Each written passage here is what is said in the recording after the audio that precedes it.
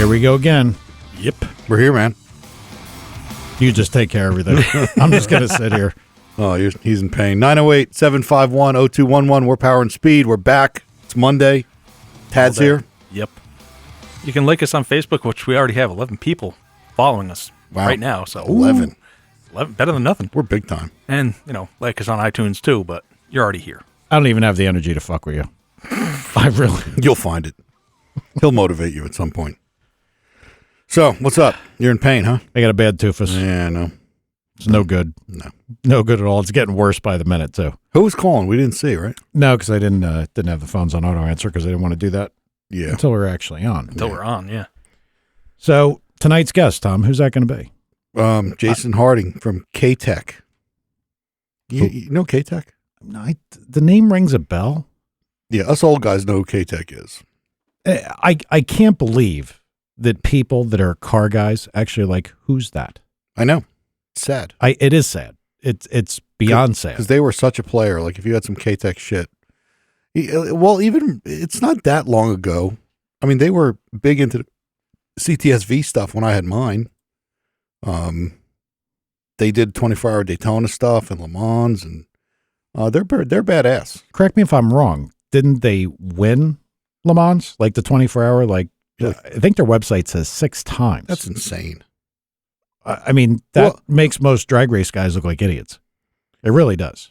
When you consider running a race for 24 hours, let's say you have 20 hours of wide open throttle. How many lifetimes of a drag race engine is that? That's like from right after Christ would have had to build your engine, and you'd have to run it, down the quarter mile a couple times a day till tomorrow. That and whoever built the transmissions, every shift, you go through a lot of modulations on that. And a lot of the cars that win in those things, like the 24 hours of Daytona, they have no mechanical problems. Right. And that's amazing. And they really can't. No. Well, yeah, you're screwed. So they change tires, put fuel in them. I think it's gotten to the point now that if you have a problem, you're probably out. Yeah. That I think it's hard to come back. I'm not going to say it doesn't happen, but I think it's hard. Yeah, I don't know. And then it becomes strategy, when you pit or whatever. And 24-hour Daytona, we just talked about it. It was just on. Yep. And I did watch the whole thing. I watched the end. Well, I watched the last hour. Yeah. Those same guys that do the brake pad change and stuff like that, like mid-race. Yeah, they'll change pads. I think I've seen that on TV when they're popping off the hot pads and all that stuff. Wow. 24 hours, dude, on a road course. Think about it. What kind of brake pads you going to have that are going to go the whole time? Really good ones. Yeah. But from the engine side. So then why wouldn't they change the oil too? Maybe they do. No. Nothing like, come on, stop being stupid. They don't top off the wiper fluid? Look, I have a toothache and I'm dealing with Tad. If you're going to be in one of your moods, it's going to be it for me. I'm just not going to be able to. Oh, yeah. No, we'll be all right. Everybody's going to wish for a fucking camera then. So what time is he calling in? The usual. All right, so like 7:15? Yeah. Right, that'll be good. Yeah. So, or now. Or now. and that guy. We might as well get him now. Yeah. Who do we want to go to? Do we want to go to him or him? Well, let's see who this person is. Okay. Because you never know. Yo, man, you're on the air. Sean? Yes. I've got a question for you guys. It might be a little off subject, but sounds like... How off subject? Like sewing or something? Or swimming? No, it's not something you really went into in depth, but it sounds like you've got some definite valve train experience there and some stock eliminator motor and super stock experience. And I was looking at class rules the other day, kind of prospectively looking at running in a class, and just wondered how people were able to, in kind of a limited window, even make a valve train that would work at high RPMs. What I was looking at was an NMRA class, and it was something restricted to a stock type hydraulic roller lifter, actually a stock replacement unaltered, and 160 pounds of spring pressure. And yet, just by the numbers of mile per hour the cars were running in the class, they had to have been making right around 450 horse. And I just wondered, maybe you guys could have some insight into what can you even do to make a valve train like that work at, my guess would be 7,500 RPMs. I've never really had anything that didn't float above maybe 6,800 with a hydraulic roller lifter if you can't add more spring pressure. Well, you talking about spring pressure at 160 over the nose or on the seat? I've never heard of anything with a spring pressure restriction. Not a lifter. I mean, in a class rule. Well, they did that in some of the circle track stuff because they wanted to stop a guy from using like a ridiculously expensive valve spring. So they would tell you that you couldn't run more pressure? Yeah, they'll have a track tester. They'll put the tester on it and say, if you're over, you're over. If you're not, you're okay. That's crazy. Yeah, but I mean, Now everybody goes the other way. Sorry. I know the NHRA stocker stuff. I don't believe they have any spring pressure limitation. No, they don't. What engine are you talking about? Had it one. This is a small block Ford 302. They're pretty limited on a lot of stuff, and like I said, I was looking at this as something to prospectively do, and more than that, I'm just looking at it going, I'm not seeing any of the types of answers that I would have from not having built any sort of a class motor of what I could even do to hit those kind of levels of performance. Well, I will tell you, I don't know much about the Ford hydraulic roller lifter. I know a Chevy lifter, the new stuff, and actually the guy that's waiting on hold right now, the guy, our guest for tonight would be able to tell us because he knows parts. But a Chevy roller lifter can easily function, up over 7,500 RPM, with that kind of spring pressure on the seat. So, I got to believe someone makes a good Ford roller lifter, right? You're talking about 7,000 RPM, 7,200? Well, that's what I would expect in an unported head motor to be able to make that kind of power. I know RPM doesn't necessarily mean power, but I would expect that you would be somewhere up in 7,500 RPM area to try to make, a 302 with an unported E7 head make that kind of power. Well, the other side to this too is that valve spring pressure does not always equate to stability. That's right. So, I mean, some of this, well, actually, I would say probably. He could buy himself a Spintron and figure it right out. Yeah, well, yeah, sure. But, I mean, more of this is cam design, lobe design, and package design from people that have used a given valve spring. Like if we're talking about an NHRA stocker, like a Ford, you know approximately what the valve's going to weigh because you got to use a stock diameter valve based on the head roll. It can be hollow though. It can be hot. Well, are they allowed hollow? No, in stock. No, they say they have to be steel. Okay, there's really no way to tell it's hollow. I guess unless a guy says we're going to cut one in half every meet, who knows? Yeah. But the stability aspect. Some of this comes from what Tom and I were talking about before, collective knowledge. When you talk to a cam manufacturer that's done enough of this, they've learned, because let's face it, not everybody can go out and buy a Spintron. I mean, we learned what we learned in Superstock back then, at least my father learned and Matt and all the guys that were doing it. What lobe worked with what spring and why. We didn't have a Spintron, but we know it went fast and we know it worked. So some of this, like to just go, like let's say on the internet, and ask somebody to give you, the answer.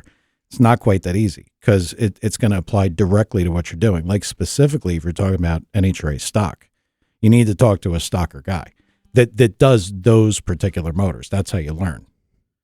And hopefully they'll tell you. Do we have no sound on Facebook? Well, I've always been really interested in what the stocker motors had going on, and this is a little bit different than that. But I really appreciate your knowledge on this. Thank you. Oh, you're welcome. I mean, I'm sorry I couldn't give you a much better, piece of insight, but I mean, I don't know if Tom would agree with me. That, we were just talking about this with the cup stuff. That if you went into cup, and let's say we're talking about the flat tap era. Yep. If you were going to just jump in the cup, there is no way that you could research on the internet, call a cam company, and get. You would take you so long because of collective knowledge that gets passed down, whether it be through a manufacturer or through, other experienced people. It's hard to beat that, even if you have all the test equipment in hand. If you want to message us at Power and Speed on the Facebook page, I'm sure I could get some answers for you. I just don't have that much experience with the 302 Ford, mostly because it's an engine today that there's no money in, and like we don't make any parts for it, and I don't know too many people that even deal with them. So you need to get with somebody part of that collective knowledge base, like in NHRA. But I'm sure I could put you at the right people. I got a Ford guy for him. Yeah, me for too. stockers. Me too. I got a Ford guy in mine. Send us a message on Facebook. Well, I'm kind of playing with modular stuff right now, and I'm just kind of looking for something to, instead of just doing drag week and that kind of stuff right now, doing something that's an actual heads-up class. So I'm kind of trying to look at what is realistic. So, all right. Well, when you decide what you're going to use, send us a message. We'll help you out. There's always somebody to talk to, man. We just got to find the right guy. Yep. You don't go wrong talking to somebody smarter than yourself. That always seems to really help. Yep. All right. Thanks, man. I'll see you. Have a good night. Bye-bye. I wish I could have been more help. Yeah, no, that's a tough question anyway, because he didn't really know what he wanted. And my tooth hurts. I know. So we got Jason. Yep. Jason, what's up? What's going on? Hey, welcome, man. Sitting here listening to the show and trying to answer your first caller's question before I was even connected. Yeah. Oh, that's right. So you thought when we said hello, you thought it was you. Yeah, we had somebody waiting. We actually had somebody calling before we even started the show. It was funny. Yeah, give him a proper introduction. Yeah, this is, I can't because I'm going to gush because I'm a fan. I know. Been a fan for a long time. So this is Jason Harding from Katech in Clinton Township, Michigan. These guys are legendary engine builders, racers. They've done it all. And any of you schmucks that say, who's Katech, I'm going to personally punch you all in the face. We all know who you are, who Katech is, but some of our listeners are younger. So I guess tonight's show is going to help you guys in that front, because we're going to let you explain what you guys do and how badass you really are. Yeah, we're well known in the road racing niche, but a lot of people don't know who we are. We're going into our 40th year here. We've been in business since 1977. Crazy. Mm-hmm. That is crazy. So, give us a little background. I mean, we read about you guys, and like I remember, when you guys were doing NASCAR, Busch stuff, and I know you weren't there yet. I don't think you were there yet, but we see the Le Mans wins and all the stuff that you guys have done. What are you doing primarily now? Or actually, let's back up. Why don't you give us your version of Katech then and now? Sure. So yeah, started in 1977. I think our early program that made us famous was the IROC series, 1984 to 1989 IROC series. We did all the engines for IROC when they were running third-gen Camaros. We did Trans Am in the 90s, a little bit of NASCAR in the 90s. Did 1998 IRL championship engine for AJ Foyt. Wow! Won the championship that year. And then we did Corvette racing, C5R program development, starting in 1997. Did the C5R and the C6R race engines that won Le Mans 6 times. We've done Grand Am, more recently World Challenge, and then Grand Am and ALMS merged to become the IMSA United Sports Car Series. Mm-hmm. Oh yeah. We're currently in that. We do the entire prototype challenge class. So we had 5 engines at the 24 Hours of Daytona, 5 starts, 5 finishes. That class is ending this year. You were in prototype? Yeah, prototype challenge, PC. So that's those crazy looking cars. I think I know what they are. Yeah. Orca chassis runs a LS3, spec LS3. It has to be built by Katech. And we're also running Trans Am TA2 and some TA4 now. So we're building LS3s and a Ford in the Trans Am series. That's a tube frame race car, Camaros and Mustangs. Wow, that's a lot. Sure is. Hey, Jason, you know what? Just we're not going to put you on hold, but I got to get off subject for a minute. We had a connection problem. We got everything dropped, but everything should be back on. Next door back up? Yeah, they're all next door's complaining. back. Okay. Yeah, it tanked. I mean, I can't sit here and watch it. Yeah. So, and I could edit all that out. Sorry, I mean, we Jason, just so you know what's going on, we have a chat room that our fans go on. We usually get, a fairly big number of fans or listeners. I don't want to say fans. And they're fanboys. They are. Yeah, we have fanboys. And they just started typing out that they had no audio and we should play circus music and shit like that. So anyway, it doesn't affect you because this is being recorded by Mixler, and the show will go off, like any other show. And we can edit all this crap out. Yeah. So it's really fine. All right. So anyway, I just wanted to make sure we were back on. But anyway, so yeah, all that stuff is very impressive. Going forward, you guys specialize in the LS platform, or do you do other stuff? It's also. Yeah, we specialize in LS and the new LT. We basically have 4 divisions of Katech. There's engineering that supports corporate engineering projects like for General Motors or other companies. There's the motorsports division that does the race engines for the PC and the Trans AM2. They do track support. There's manufacturing. We have in-house CNC machines that make all of our parts that support our aftermarket division and motorsports, as well as outside companies. And then the performance division, that's the part that I run. That caters to the individual. We sell parts in our online store. We build turnkey vehicles in our car shop, and we sell crate engines. And with motorsports going to more spec packages and GM bringing a lot of their race programs in-house, the performance side of the business has grown like crazy in the last 12 years as a big part of the business now. So you guys need to kind of get the name back out there using, your past experience and your past, accolades or wins, all that stuff, and kind of propel yourself into getting some business, right? Yeah, we're well known in the Corvette community. We do Camaros and CTSVs and stuff like that, but it's more like the road race community. Not a lot of drag racers. No, we are street people, street cars, hot rods, that sort of thing. Now, you say that you guys do turnkey cars. If I remember, I had a CTSV when they first came out, and which I thought they were really cool cars. They were, other than they broke rear ends way too often, but did you guys, if I remember correctly, didn't you guys have a package where you did CTSVs for people? Yeah, we did a turnkey CTSV package that started really early on, like 2004 or 5. Yeah. And that was a built engine, 6.7 liter engine, and some suspension parts and things like that. And that kind of got the car shop thing rolling. And then, right after that, the C6Z06 came out.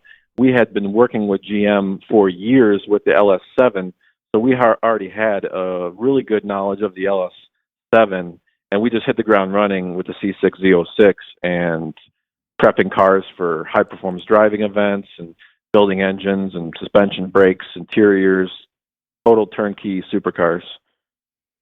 Yeah, I remember the V in particular because I think you guys did mini tubs on one, and you had some kind of narrowed control arm to make it work. And I thought that we played around with all kinds of wheel and tire packages. Yeah, that was cool. Well, when you got a company that can build entire cars, yeah, it's not that big a deal. Yeah, they're like, yeah, we made that. Yeah, I mean, I got to tell you, and this is why I said I was a fanboy.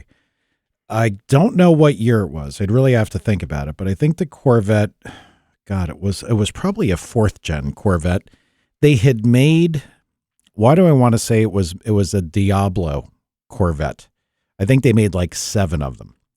And one of the guys one person that bought that car brought the motor to us to go over because we were closer. It was easier for him to come to us than to send it back to you guys.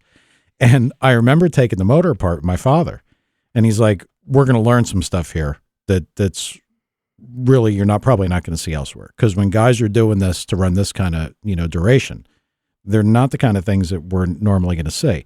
And I mean, it just strange things stick in my head. Like I remember when we took this motor apart, it was a bow tie case. Mm-hmm.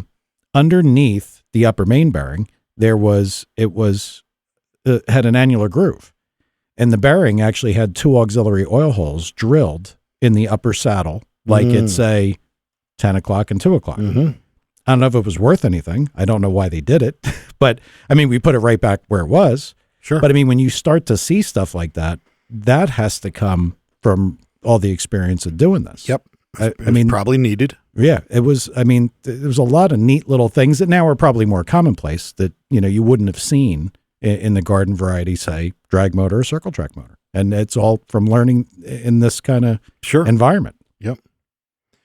So, building race engines from a road racing perspective, you take a lot of different avenues that you may not look at in drag racing. You know, valve train stability is key. We do things like piston squirters, so many more dry sump systems than you see in drag racing applications or street cars. I don't know. You know what? Sorry. People are still saying Mixler's not working. Really? Well, I think they're saying that the volume's low. Okay. But it's not a big deal. Don't worry about that. Yeah. All right. I'm off it. Jason, sorry about that. So going forward, what do you guys like? Where are you looking? Are you looking at street stuff? Are you looking at drag race stuff? Where do you want to go? Yeah, street and road race. We've been working a lot with the C7 Corvette, Stingray, and Z06 packages, developing a lot of parts for those cars. We just came out with a new dry sump system for the LT1 with a new oil pan, a tank, and a secondary scavenge pump. Just came out with LT1, LT4 DI injectors because we need more fuel flow for our 427 LT1 and working on an E85 conversion on C7 Z06. So they really need more fuel flow capability in that car. Sell a lot of parts online. You guys came up with or retrofitted a different DI injector? We are modifying LT1 and LT4 DI injectors to increase flow. Wow. We're getting 25% over baseline on an LT1 and 15% over baseline on an LT4. That's pretty badass. I could actually move some of them. I mean, I know guys, not that I would buy them and sell them, but you know what I mean? I could throw some business your way because I have guys pretty much in a couple different parts of the world that are doing some pretty cool stuff with the DI engines. Well, that's where everything's going to go. Yeah. And until the aftermarket, I mean, we talked about this with Howard a while ago. Sure. And until the aftermarket catches up with what we need, mm-hmm. You know, that's pretty good stuff. I think Jason knows Howard. Yeah. Did we talk about Howard at Redline? Oh, yeah. Howard is a dealer of our products. I've known him for years, and we always like sending them down our stuff whenever we can. You know he's a nut job, right? Yeah, he's you could say that. We're tight with him. You could agree. You don't have to agree. He's definitely a New Yorker. Yeah. That's one way to put it. All right, Mike can edit it out. One way to put it. Yeah, we'll edit it out for you. We'll edit something in. Like you saying Howard's a really cool guy. But yeah, I mean, I have guys overseas making big power with them. That's really cool. So you guys really are still working on cutting edge stuff. Because that's not somebody. Oh, for sure. That's not something that your normal engine shop would do. So hey, we need a new injector, more injector. Let's make these work. Yeah, that's not something that the normal guy starts to modify. Yeah. He doesn't start there. Yeah, that's definitely takes some engineering. So when the C7 came out, we wanted to hit the ground running with that engine as soon as possible because we knew it was going to be the future. So we got an engine and we set a goal of 700 horsepower naturally aspirated for our crate engine. And we developed a few different piston and bore and stroke combinations and came up with sleeving the LT1 block, 125 bore, 4-inch stroke, same configuration as the LS7. Street camshaft, that's very similar to something that we're running in LS7s already. And with direct injection, we made 700 horsepower naturally aspirated very early on. So that's that, and it wasn't difficult, I would imagine, right, for you guys? It took a while to get there. We had to use the MSD intake to get that kind of power. I mean, that's a hell of a number normally aspirated. Yeah. I mean, that's. Oh, yeah, especially drivable street car, not radical camshaft. we couldn't hit the power on the stock manifold, so we work with MSD. They're a big partner with us, and we got their new manifold on the engine. And when we put the manifold on, it liked more cam phaser, so we played around with cam phasing some more, and that pushed it over the 700 horsepower mark. See, that's interesting. You guys probably have enough experience calibrating that you could make the phasers work. I think most people, and I could be wrong, but from what I understood, most people like to lock that stuff up, right? Because it can get you in trouble also. Yeah, we limit the travel, but we still are phasing the engine a bit. We have 3 engine dynos in-house, so we spend a lot of time on one of those, developing the package and playing with the cam phaser. We have a Spintron in-house, and we spend a lot of time there developing the camshaft package. Can we come up there and like play with some of that stuff? Yeah, man, come on up. Yeah, it's like playtime. Like he's sitting there saying all this stuff. I'm like, and it's nice to hear that he's got real dynos. No offense to you chassis guys, but that's like every time Tom and I are talking, we're like, well, how much power you need to make? It's like probably 1,100. And he's like, wheel? Crank or wheel, yeah. No, crank. Who talks about wheel? But I guess everybody now talks about wheel. Yeah. But when you're doing the research, I think you need the engine dyno. I think that's where it starts. Well, sure. Yeah, we can control more variables on the engine dyno. And also, you don't have to pull something out of the car to make it change. Yeah, and that's all true. That nonsense. Very true. No, I think most of the, in fairness, I think most of the chassis dyno guys would like to have both. Yeah.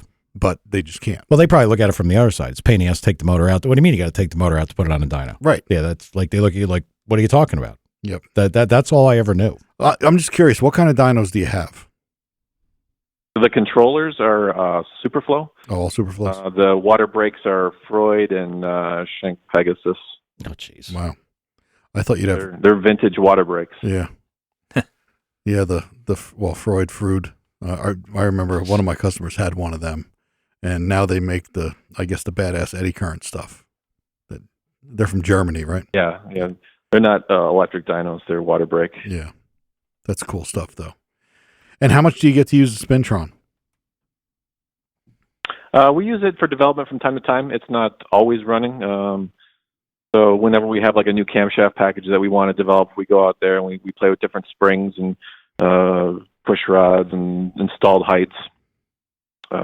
We make sure we have a large safety margin over our red line. So usually like our red line, if it's 7,000 RPM, we look at about 7,800 RPM of valve train stability, so it's stable and there's safety margin.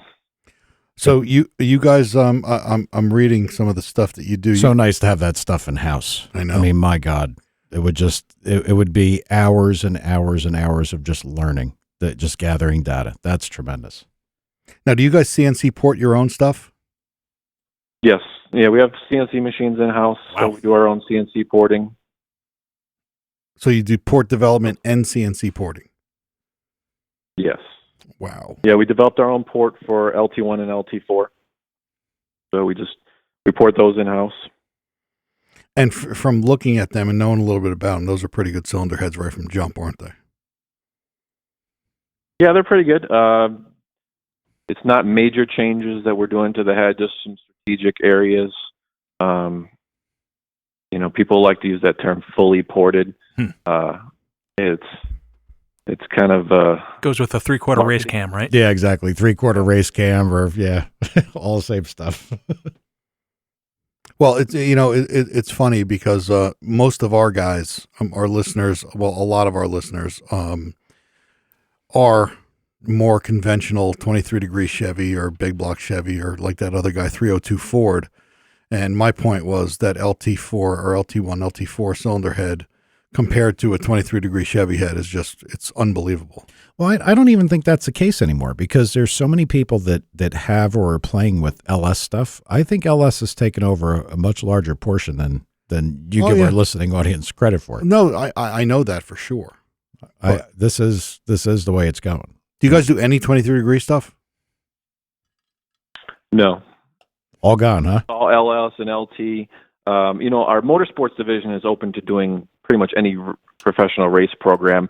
Like they're doing some small block Ford stuff for the Mustangs and TA2, but our aftermarket division is strictly Gen 3, 4, 5 Chevy, small block, LS, and LT.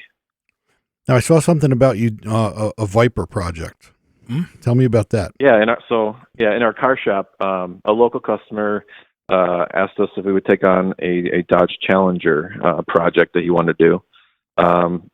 Normally, we just do LS Corvettes and Camaros and things like that, but he wanted us to take on this project. We had the capacity, so we took it on. It's a 2010 Dodge Challenger show car that will see a little bit of road course and strip, but mainly a show car, street car. And we put a Viper V10 in it with a ProCharger F1, targeting around 1,000 horsepower. They don't make a ProCharger kit for a Viper V10 in the Challenger, so we bought the head unit. We designed the bracketry and front drive, CNC'd it in-house, integrated that to the car. We have a wide body kit. It's running Forge line, really wide wheels, Ritech suspension, Brembo brakes. Interior is out at Caravaggio Corvettes, getting pretty much every piece done in leather and Alcantara. It's going to rival Ferrari quality interior. It's a big project, that's for sure. How quality paint job. How tight was the fit front to back for a Viper? For a V10. Well, the DragTech Challengers had the V10 in them, so we knew it fit. But with the supercharger drive damper, it is less than a half an inch from the radiator.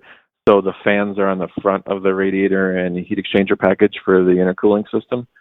But yeah, everything is tight. There's so much stuff jammed into that engine compartment. Wow. Yeah, I forgot that they had some drag packs with the V10, so it actually does fit. Yeah, I even saw one at Englishtown. I didn't even remember. Wow. So that's a cool project. What's your biggest selling or your best selling crate engine today? It'd probably be what's called our Track Attack 427 RHS. A lot of our customers do high performance driving events, and some of these guys will do 10 events a year, and they really need an engine that's durable. And they want 600 plus horsepower. This is 660. It's got a dry sump system. The heads have been redone. I don't know. You guys have probably heard about the valve guide issue in LS7 heads. We use bronze guides with a titanium intake and exhaust valve on that. And it's a really nice track package for road racing. It's 660 horsepower. It's a nice balance. Wow, that's a pretty good piece. What is that cost retail? If you don't mind me asking. Crate engine is about $35,000. So it's like a little bit tamed down road race engine. It probably gets all the technology you guys have. Yeah, you got top shelf forged pistons, rods, crank, piston squirters, our best heads, a new oil pan with a more captured sump, external scavenge pump driven off the belt tensioner. So we run the internal oil pump for pressure in the first stage of scavenge, and then the second stage of scavenge is an external pump with a dash 16 line going down to the pan. So there's really good scavenging. And that actually works off the idler side? Yeah, the scavenge pump runs piggyback off the belt tensioner. So there's a different pulley that we swap onto our belt tensioner that we manufacture in-house. So the accessory drive goes around the tensioner, and then that piggybacks to the scavenge pump. And since the pressure pump's still internal, G-rotor off the crankshaft, you could lose that belt and you won't destroy your engine. You just lose the second stage of scavenge. That's so cool. It is. It's an emergency backup. That's just cool. So we make our own oil pumps in-house. We start with a LS7 GM casting or a LS9 for the internal pump. We take it apart. We put in our own thicker G-rotor on the scavenge side, and we make our own billet front cover for it and blueprint the housing. So it's got a thicker scavenge sections for more flow in the scavenge side. The LS9 version has a thicker G-rotor on the pressure side for more pressure if you're to support piston squirters or aftermarket bearings that require higher oil flow. We hand build every one, document every clearance, and serialize it. So that's a pretty popular part for the LS7 and 9. Now those particular pumps do you do both the dry sump and the wet sump pump, or is it just exclusively the dry sump? We have a wet sump version too. Starts with an LS3 pump for the standard one. And then we have a high volume that starts with the LS4 DOD pump. And we port that, blueprint it, and it's same scavenge gear, or same pressure gears in it, but it's just ported and hand-built. Okay. So I read your outline, and apparently you have your own Z06. Yeah, I have a 2015 Z06 that we use for development and promotion. It's all stickered up like a race car. We're putting a big wing on it right now. People just go crazy when they see it on the street because it looks like a race car on the street. It's got our Stage 3 C7Z06 package on it, which is pulleys, cam, ported heads, makes 800 horsepower at the crank. We're playing around with E85 right now. We ran out of the in-tank fuel pump's capacity, so we're working on a fuel system for the low side to feed the DI pump. We ran out of fuel with E85 at about 4,000 RPM, so we're coming up with a fuel system for that side. We may need a bigger DI pump, which already exists, and we have those injectors on deck in case we need those. But I'm trying to run E85 exclusively without methanol to supplement the fuel system, which is the way a lot of people are doing it right now. Wow. That's an aggressive program.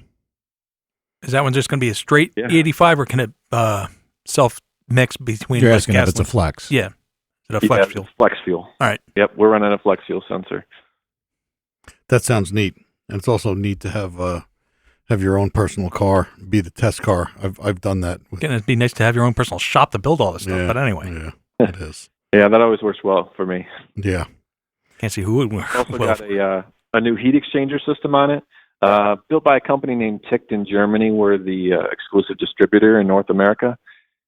And these cars heat soak pretty badly on the road course.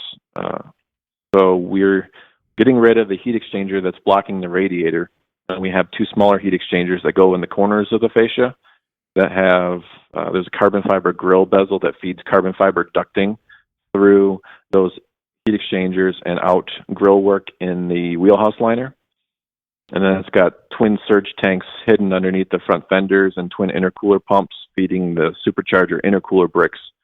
So that really cools off the, reduces temperature in the engine coolant because you're not blocking the radiator anymore with the heat exchanger, and it's more efficient in cooling the intercoolers for lower charge temperatures. Wow. That's a lot of stuff. A lot of really high-end stuff. So I'm still going through information. There was a lot, you know, when we got connected and we were deciding to have you guys on, you know, and obviously thanks for coming, but we started reading about you guys, and just the amount of stuff that you've done is just crazy. That's why I was bothered by people that are like, who is this? Yeah. And I'm like, are you kidding me? I mean, I don't understand how you could be a performance guy and have not, you know, had this come across. So I really hope that a lot of people, you know, get a little bit out of this because, like I said, to me, maybe a little bit of a fanboy because I was involved in some of the SCCA stuff, and I know what it takes.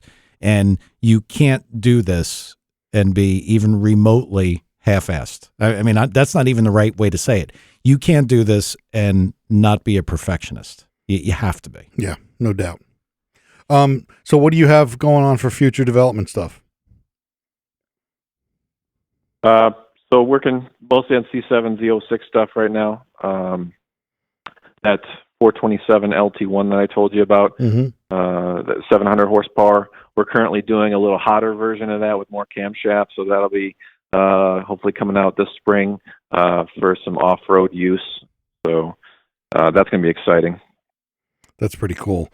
Hey, we have a caller. If you don't mind, I don't know if it's a question for you, but would you mind taking one? Sure, yeah. All right, let's see what he's got. All right.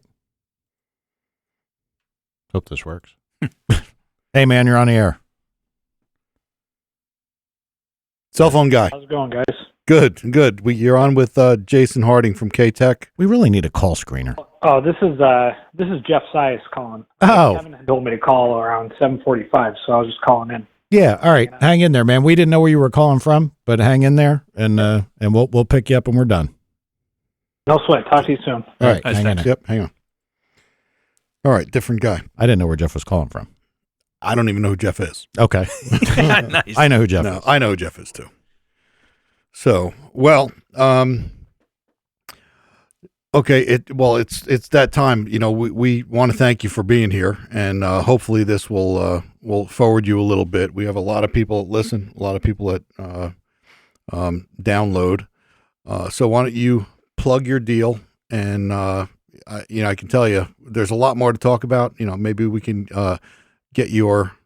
You said you have a one of your cohorts there that's a really technical guy. Maybe you both could come on in the future.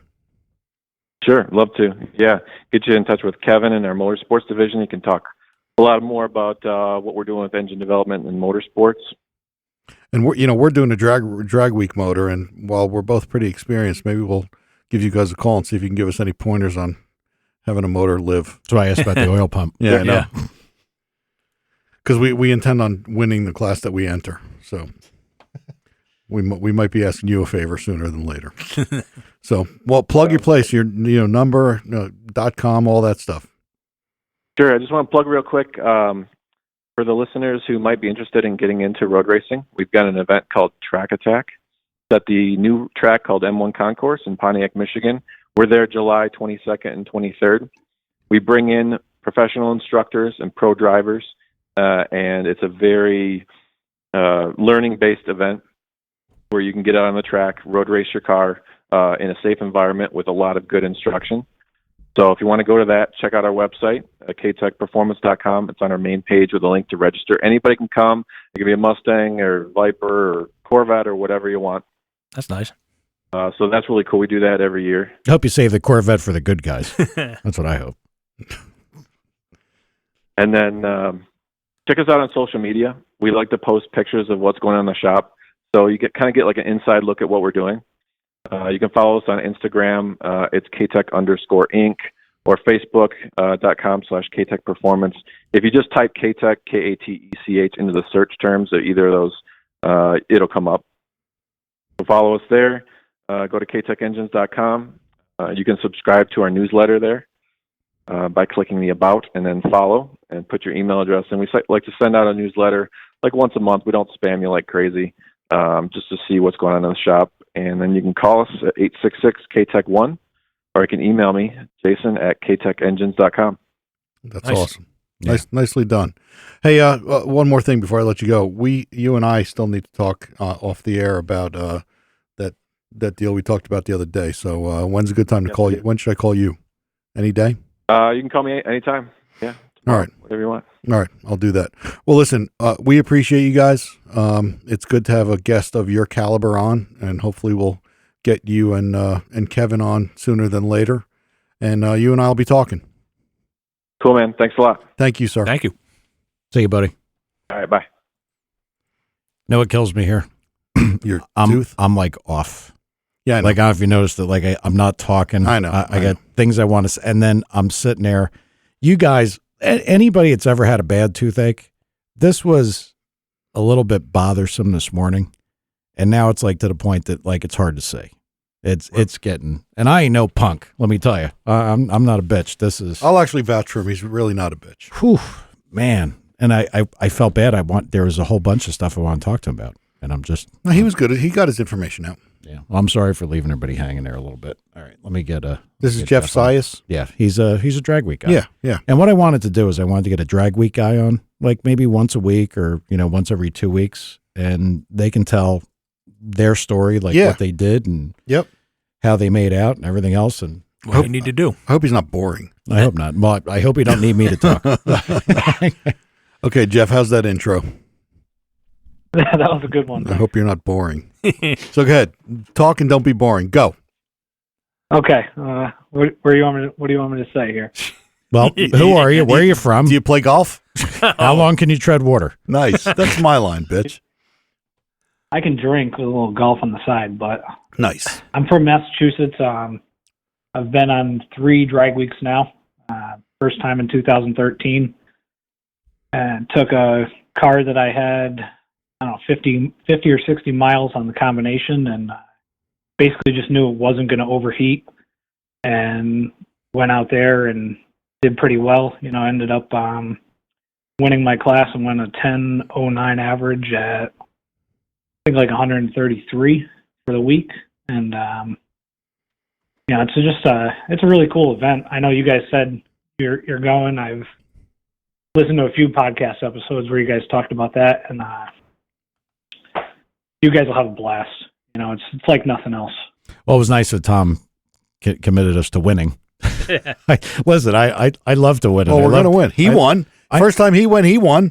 What makes him any better than us? I love playing the game, and I love saying, well, I don't care, I'm winning. Yeah. You know, but, I mean, look, this is not easy. I know. Not easy. Yeah, I mean, my whole thing going there was that just finishing is a win, especially what I went through up to the first event.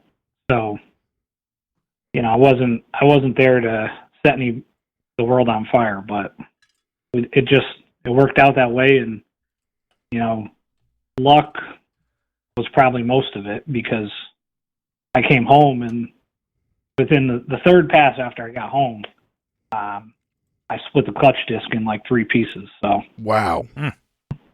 So you built it just enough for drag week. Well, I ran out of money. I know what that's like. So, well, I'm pretty sure I perused your Facebook a time or two, and it looked to me like you had a few vehicles. That it wasn't just the one car, unless they were cars over time. I just have the one car. Okay.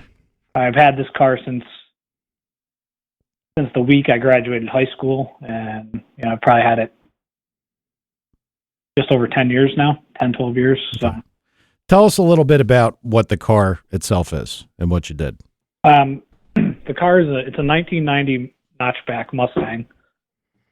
It's got Bear brakes on it, 427-inch small block Ford, built by PK Machine, Poly EFI with LS coil packs on it. So it's all have individual cylinder control, full sequential. You can't have a Mustang without some kind of LS part. Right. Yeah. Through the coil packs in there for good measure. That's good. At least you won't be driving through a crowd now. Yeah, exactly. It'll stay straight. Yeah. Yeah, the Holly controls basically everything. It's my data logger, my gauges. I have the Holly digital dash in it now. So that's a really great system. The most fun part of the car for me is the transmission. It's got a Liberty LSC 5100 trans in it, which is basically it's basically a beefed up Doug Nash. Oh, okay. I haven't heard those two words together in a long time. Doug Nash. Hey, who's Billy? Who's Billy? Yeah. Oh, that's my alter ego. You won't see him tonight. Oh no. Okay. No, he's a guy from Spencer. He talks funny. Oh, okay. So not tonight. You didn't. That only when you're drinking, playing golf. No, I reeled it in tonight. All right. I guess one of your buddies wanted to throw that at you. Yeah, that was probably Greg. It was Greg. I'm guessing. Or I'm going to ban Greg right now because I thought that was going to be a cool segment, and it's ruined. So he's no good. He's really good at dropping cars on oil pans. But yeah. Should I ban him? Nah, you could keep him. Let him listen. All right. Good for comedic value, at least. All right. Well, then let's make fun of him. He has. Should have him call. Really, he's got. You can hurt his feelings easy, so I don't want to ban him. No, we don't want to hurt anybody's feelings. Speak for yourself. Oh, Mike, Yeah, Mike wants to hurt anything right now. So, you're going again this year, obviously? I don't think I'm going to make it this year. Oh, you suck. Yeah, I do suck. There's just I went back to school last year for mechanical engineering.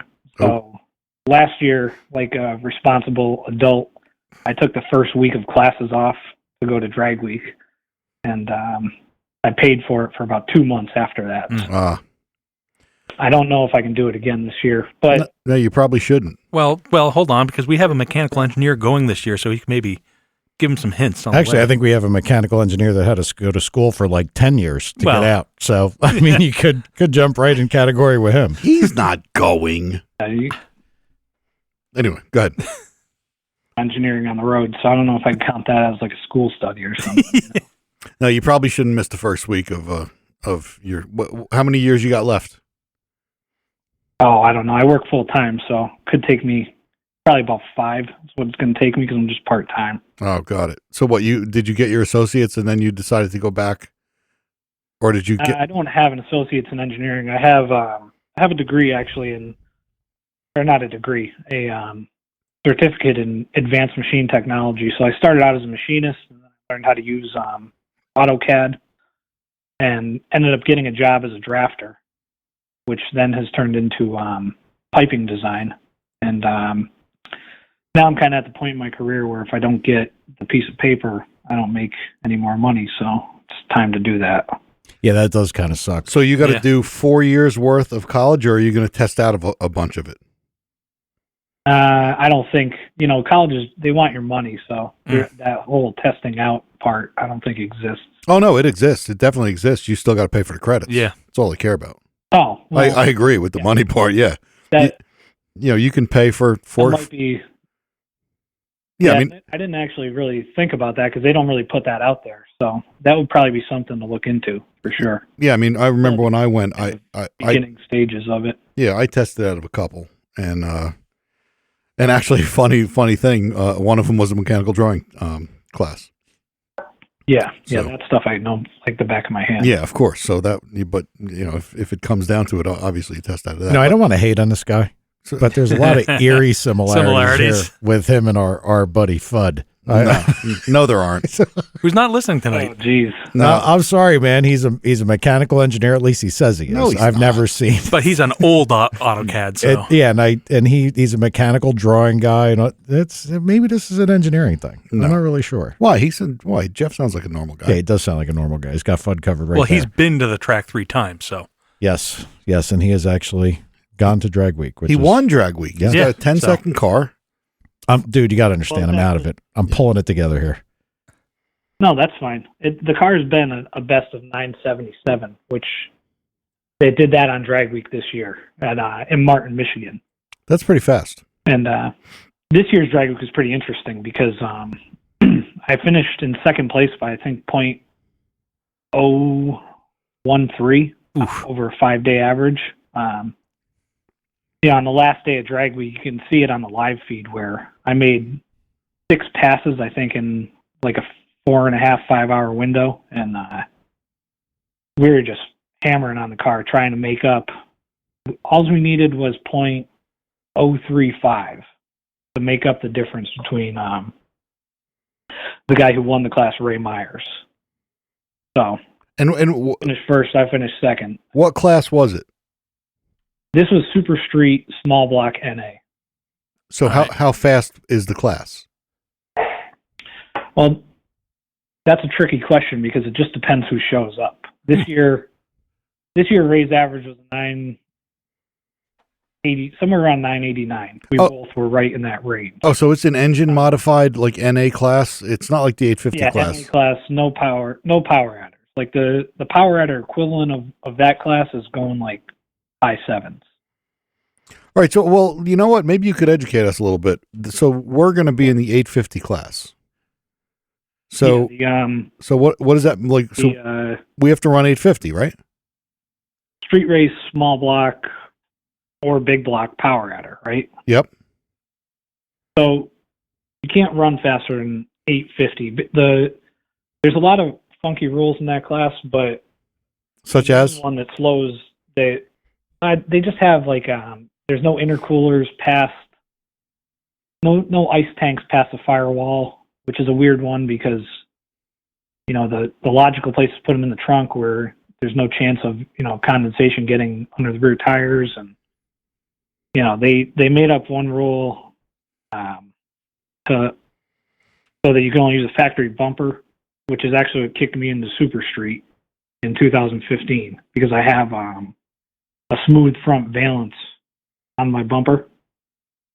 So there's little rules like that they'll try to not kick people out of class, but they make rules to limit the way the class looks or the spirit of the class. They like to use that terminology. Is there a fuel regulation? Just no alcohol. No alcohol. You can run no alcohol. If you run alcohol, it puts you in unlimited, I believe. Ooh. So no alcohol. It's got to be gas. But like Or 85. E85? 85. Oh, okay. 85 is okay. Can you run 5 or you can. Oh, so you can run ethanol, you can't run methanol. Yeah. Brought to you by the Corn Growers of America. So we could run E98. Probably. I mean, I think people have talked about that. Well, we'll be fine. Yeah, I think E98 you'd be all right. So what stops everybody from going 850? Well, that's the biggest part of the rule is that with the street race class, you're not allowed the funny car halo. What, your cage? You can't. Yeah, so it, Meaning that's why you can't surpass 850. Right. No, yeah, I get that. But so you'll have, say there's 20 cars there that can all dial down to 850. So it's literally who has the best average closest to 850. So it's going to be who has the best traction control. well, it's harder than you think because you're dealing with 4 different tracks, 5 days. Mm-hmm. You got to play with the weather. Mm-hmm. I watched, I believe John Dodson was the one who won the class this year, and though he had to make a few passes a day to do that. With how many cars they have at the event, it's really tough to make more than 2 good passes. Yeah, I was going to say, doesn't the event start at each track at like 10 o'clock and closes out by 2 or something like that? Yeah, it doesn't really. It closes out more around 4 or 5. Okay. Lukey, They usually start around 9 o'clock is when you can start getting passes in. Okay. so And somebody just said there's no timers or delay boxes. Yeah. Yeah, we don't care about that. Nah, I don't care. I don't know if that's true. Oh, it doesn't matter. You don't need, it doesn't matter if what kind of light you're cutting. Yeah. He's got to run 850. You can cut a red light and still turn in your pass. Ooh, nice. Well, yeah, because this isn't really It's time, yeah. a drag race. It's not. I mean, Yeah, if you watch the live feed, you'll see sometimes the unlimited guys. They don't even start building boost Right. until the light's green. Yeah, because why would you rush anything? That makes things a lot easier. Have to. We're going to be okay. I think we have enough collective knowledge. But Or- dialing down to that, going 850 every day is not as easy as it looks. Okay. Well, I'm kind of with Jeff. And that class this year was tight. I guess we'll see. I think all the way down to like 8th place, it was still only like an 860 or an 870. I could check quick. Oh, well, that's crazy. That maybe I am losing my mind, but I could not imagine. And normally I'm the one who's like the little bit overconfident D-bag. Yeah, but I've bracket raced, man. Okay. And I haven't bracket raced with an 850 car, but I mean, I just don't. Listen, I was just at a top fuel test. Okay. Those guys could fucking bracket race those things. It's amazing how consistent they are. Okay. I just can't believe we're not going to be able to go 851. Listen, I'm going to stick with you and say we're winning. We're winning. We're winning. I just ready to let yourself down easy. That's all I'm saying. Oh, I could take losing. no, you know what I like the most though? What? Your reaction time ain't gonna matter now. So if somebody's gonna be blown off now that thinks he's faster than everybody else on reaction. Dude, you got to get it through your head. He's not even going. It's good. I'm trying to give him the benefit of the doubt. Don't. Mike. Actually, I misspoke on that one because it looks like Dodson was in second, but first place for the week was an 853 Average. Yeah, and that's pretty damn good. That's tough. 854 was second place. 863 was third. 863.56 was third. 863.88 was fourth. That's a really tight class. It is. That sounds like fun. But I like your confidence. Well, we have been doing this a little while. Huh? No, the racing. The thing with the event, it's nothing like any other kind of racing. nothing like any other kind of drag racing. You're basically hanging out with like 700 or 800 like-minded individuals for the week, which is, you don't get that because you go to the track and there's bracket racers there's heads-up guys, no-time guys or whatever, and everybody kind of stays in their own little groups, and, you don't talk to a whole lot of people, in my case anyways, at the track, but, you go to drag week and it's like you kind of know everybody before you even get there. That's pretty cool. And there's that many people, huh? Well, I guess me and Tom are going to be talking to everybody. Because Mike's no Mr. I've opened it up to... Sorry. Oh, no problem. Yeah, don't worry. It's like when Tad doesn't talk much anyway. It doesn't really matter. I'm just trying to put the curmudgeon out there, so. Right. See, the thing is... 400 cars, so you got at least 2 people per car. So, there's 800 guys. That's pretty neat. No, it'll be cool. It's... we're confident, but I understand, and Mike understands that none of it's easy. No, I mean, I think I was fucking with Luke because Luke seems to be a ball breaker. But don't worry, Luke, I got my eye on you. Yeah, well, at some point, I'm going to get this guy. He's going to step on his dick somewhere on Facebook, and I'm going to start abusing him. Well, yeah, he's fun. He was saying something before, and I was going to mention it. I got to find what he says. Yeah, that's all right. Just ignore him. That's what everybody else does. Yeah, he's the one that said no timers or delay boxes. Yeah, okay. Well, he can bust his balls now. What the fuck? Good are timers and delay boxes in this racing, Luke? Fucking Lou. I was teasing him, saying, "Look, we're going to go, 850 with a 1 every pass." And I mean, that's just not the case. No, I mean, it's no, but we're going to go a bunch of 850s. Okay, you'll see. All right, let's start. We're going to start calling Lukey B Lou, not Luke. Just get somebody that can read a map that is completely incorrect. Why is that the hard part? Yeah. I mean, this year, so. Can't you just follow other people? You can, but if they're lost too, that's not doing you any good. Well, we wouldn't follow stupid people. We're not going to follow Alan. Well, Alan's not going, so it won't matter. But anyway, we're not going to follow Lukey B. They'll screw up the directions. I don't know if they do it on purpose or what, but they come up with some pretty good errors. Like sometimes they'll tell you it's going to be 5 miles to the next turn. And it's like 35. So wait a minute, they lie to you on purpose?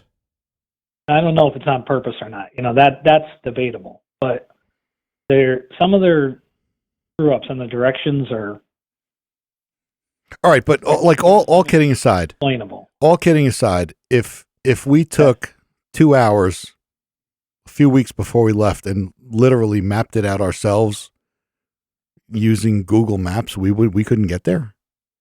No, there's no way, because they just to give you an idea of how they can screw up a route. Okay, this year we started in southern Ohio, and we were going to northern Ohio. On Google Maps, it was like 85 or 90 miles, right? Yep. The drive ended up being 260. Oof. Oh, you mean they do this? What you're saying is the route that they give you to make the path to get there longer, so you have more endurance situations. They 2 checkpoints. Oh, so you have to hit their checkpoints. Yeah. Oh, okay, I got you. If you don't hit their checkpoints, or if you get caught off the route and you don't have a good explanation why you were just tooling down the highway, that's it. You're out. Well, they're very serious about that. If the route says you go off the back road, like one time we were driving parallel to the highway for like 20 minutes in 2013. And it's like the highway's right there. But we can't jump on it, because if we do, somebody takes a picture, sends that to the hot rod staff, and make a protest. They're going to come see you at the track the next day. And if you don't have an explanation of why you're cutting the route that they think is sufficient, you're DQ'd. And that happened in 2015, and one of the guys was actually winning his class, and it was the drive from Thursday to Friday, and that's all he had to do, and he lost. So that sucks. They take it very seriously. Maybe we should see if we should get the hot rod guy on here. Yeah. Well, yeah. What a great idea. Oh. All right, I'll do that. Okay. Who's the guy? Why you got to fuck with me, dude? No, Toothache. Then everybody will listen. That was actually a good idea. That's a great idea. Hey, I'm dying over here. yeah, Jeff, we're gonna wrap you up in a minute because Mike literally is dying. But who is the guy that runs it from Hot Rod? Do you know? David Freiberger. Freiberger. That's Right. Freiberger? Right. Okay. Yeah. I'll And get- also, I know you guys talked to Brian Loans in the past, Yep. and he's Oh yeah, he's the announcer. he's been following the event from the start, and I give big credit to him and like bangshift.com and Kyle from 1320 Video, because they really did a great job covering the event in the early years and made a lot of guys really want to be at the event. So I mean, honestly, in all seriousness, I am really looking forward to doing this just because of the event. Yeah, it will be cool. I mean, it's really going to Yeah. be a lot of fun. I think it's going to be great. Yep, agreed. I'm really bummed out that I won't be able to be there, but we're going to do some other events with the car that should be pretty cool. We're going to try to hit up Free Car Takeover and maybe even an event in Michigan in the middle of the summer where that's like a drag week style event, but I'm actually putting nitrous oxide on the car from Induction Solutions, and I got my buddy from Drag Week, Mark Cicino, helping me out with that. So Nice. pretty excited to see what the car does, on that, and then maybe try to come back to the Power Rider class in a couple of years once we get the thing lined out and going 850s. All right. So one last question for you. Sure. Who would you recommend from Drag Week? Well, Mike had a great idea today that because we're going to be doing Drag Week and it seems to be of interest to a lot of our listeners. We're probably every couple of weeks going to have a Drag Week guy on. And you weren't boring, so that was good. But the fact that you're not going next year kind of sucks. If you were going to recommend somebody for us to get a hold of, who would it be? There's another guy from your neck of the woods in Jersey there, Mark Cicino. Oh yeah, somebody else said get Mark on. Yeah. Yeah, I mean, if you can get him on, he'd be a great guest for you guys. He's definitely not boring. Okay. Cicino. Yeah, they're putting his name on the chat room. Yeah, and I want to get Jason and John and all those guys back. I mean, those guys, I can't say enough good things about them because when I started talking to them, they would help out with anything. Yep. So I mean, and those are guys we got to bring back. I think the Drag Week thing is worth following a little more than we have. I mean, I know we've always talked about it, but it's agree. good for these guys to get on here and say what they did, how they got there. I think it's kind of cool. Well, now we're getting all kind of names.